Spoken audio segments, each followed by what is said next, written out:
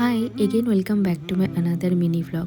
তো আজকে সকালটা কিন্তু একটু অন্যরকমভাবেই শুরু হয়েছে। সকাল সকাল আমাকে হসপিটালে যেতে হয়েছিল ইমার্জেন্সিতে ইঞ্জেকশন নেওয়ার জন্য, কারণ আমাদের বাড়িতে যে ডগিগুলো আছে ছোট ছোট বাচ্চাগুলো, ওদেরকে খাবার দিতে গিয়ে আমার হাতে কামড় লেগে গেছিলো।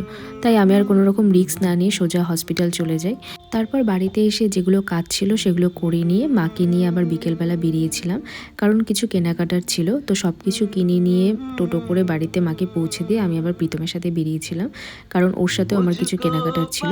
তো ওগুলো কেনার আগে আমরা একটু ডাবলি গিয়েছিলাম।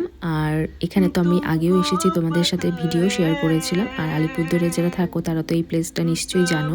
অনেক দিন পর আবার আসলাম, সেই পুজোর আগে এখানে এসেছিলাম।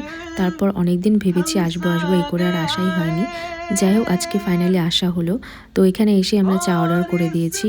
আমি একটা ব্ল্যাক টি নিয়েছিলাম, কারণ আমার দুধ চা খেতে একদমই ভালো লাগে না, আর খেলেও আমার ঠিক শ্যুট করে না দুধ চাটা। আর ও তো দুধ চা ছাড়া খাইই না। তার সাথে কুকিজ নিয়েছিলাম, কুকিজগুলো খেতে ভীষণ ভালো ছিল। তারপর যাই হোক, একটা পাঞ্জাবির দোকানে চলে আসলাম, ও পাঞ্জাবি নিয়ে নিয়েছে।